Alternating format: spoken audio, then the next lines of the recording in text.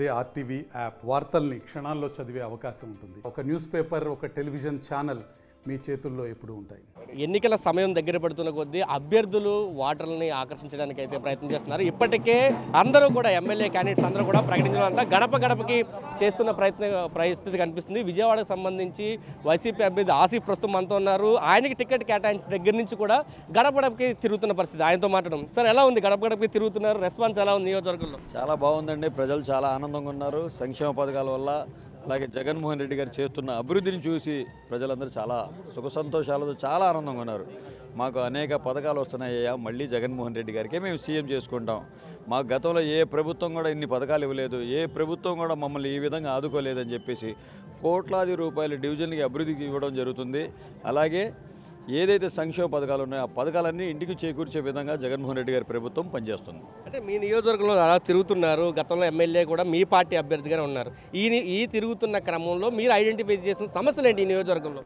సమస్యలు చిన్న చిన్న సమస్యలు ఉంటే తెలియదేముంది. సీసీ రోడ్లు కానీ, ఎలక్ట్రికల్ పోల్స్ కానీ, లేకపోతే డ్రైనేజ్ వ్యవస్థ కానీ, లేకపోతే వాటర్ పైప్ లైన్ కానీ అన్నీ సమకూరుస్తూ ఏదైతే అవసరాలు ఉన్నాయో ఆ అవసరాలకు అనుగుణంగా మేము మలుచుకుంటున్నాం.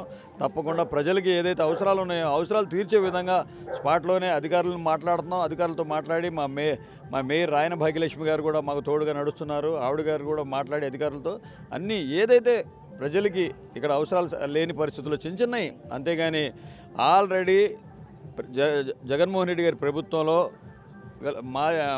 మా యొక్క ఎమ్మెల్యే గారైన బెల్లంపల్లి శ్రీనివాసరావు గారి సహకారంతో దాదాపుగా చాలా విధంగా అసలు ఈ భవానీపురంలో చాలా అభివృద్ధి చేయడం జరిగింది. అనేక సీసీ రోడ్లు కానీ, బీటీ రోడ్లు కానీ జగన్మోహన్ రెడ్డి గారి ఆదేశాల మేరకు అన్ని సౌకర్యాలు ఇక్కడ కల్పించి మేము ప్రజల దగ్గరికి వెళ్ళి ఓటు అడుగుతున్నాం. మేము అభివృద్ధి చేశాం, సంక్షేమం అభివృద్ధి చేశాం కాబట్టి ప్రజల దగ్గరికి వెళ్ళి ఓటు అడుగుతున్నాం. అంటే మీ నియోజకవర్గంలో ఒక కొత్త కల్చర్ వచ్చింది.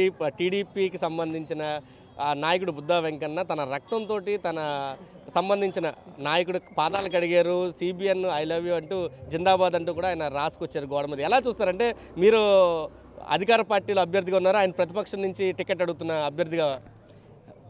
కానీ అనేక ఆలోచనలు ఉంటాయి. ఒక్కొక్కళ్ళు పాదాభివందనాలు చేస్తారు, ఒక్కొక్కళ్ళేమో రక్తాభిషేకాలు చేస్తారు. నా సూచన ఒకటే బుద్ధా వెంకన్న గారికి.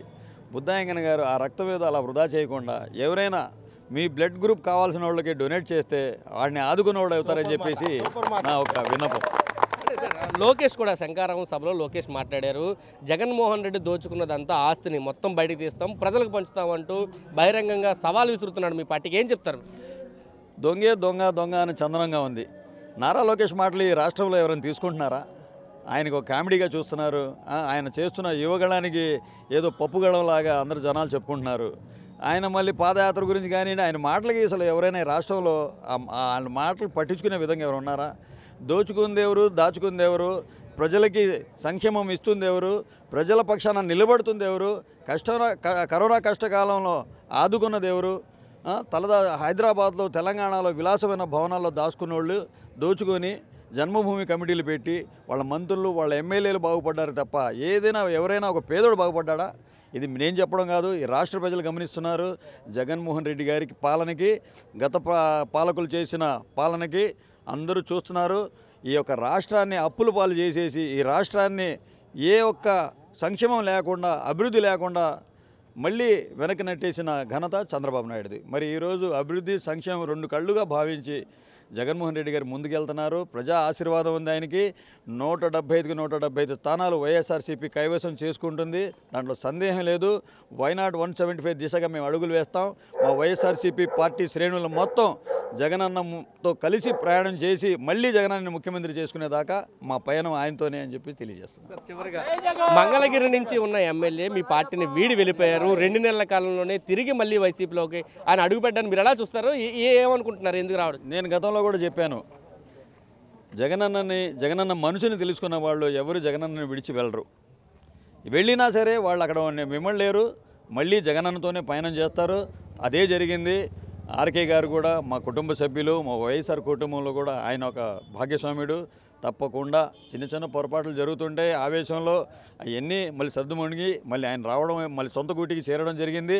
తప్పకుండా ఏదైతే స్థానం ఉందో ఆయన స్థానాన్ని, ఆయన ఒక ఇదిని మేము జగన్మోహన్ రెడ్డి గారు సురక్షితంగా ఉంచుతారు. తప్పకుండా ఏ గౌరవం అయితే ఉందో మా పార్టీలో అదే గౌరవం మళ్ళీ కొనసాగుద్దని చెప్పేసి తెలియజేస్తున్నాను. ఇదే చెప్తున్నారు. గడప గడపలో విశేష స్పందన అయితే వస్తుంది. అందరూ కూడా ఆశీర్వదిస్తున్నారు. నియోజకవర్గంలో సమస్యల్ని తెలుసుకొని వాటి పరిష్కారానికి అయితే వెంటనే అధికారులతో మాట్లాడడం కూడా జరుగుతుందని చెప్తున్నారు. జగన్మోహన్ రెడ్డి ఏదైతే పిలిపించాడో 175 ఖచ్చితంగా వైసీపీ అధికారంలోకి వస్తుందని చెప్పి ఆసిఫ్ చెప్తున్నారు. రామకృష్ణారెడ్డి జగన్మోహన్ రెడ్డి మనసు ఎవరైతే తెలుసుకున్నారో వాళ్ళు ఖచ్చితంగా జగన్మోహన్ రెడ్డిని విడిచి వెళ్ళిపోరు, ఖచ్చితంగా మళ్ళీ తిరిగి పార్టీలోకి వస్తారు. దానికి ఆళ్ళ రామకృష్ణారెడ్డి ఉదాహరణ అంటూ కూడా ఆసిఫ్ చెప్తున్నారు. కెమెరా పర్సన్ విజయ్తో కలిసి ఆర్టీవీ విజయవాడ నుంచి. మరిన్ని వీడియోస్ కోసం ఛానల్ ని సబ్స్క్రైబ్ చేయండి. లేటెస్ట్ అప్డేట్స్ కోసం వాట్సాప్ ఛానల్ ని ఫాలో చేయండి. అండ్ లింక్ డిస్క్రిప్షన్ లో ఉంది.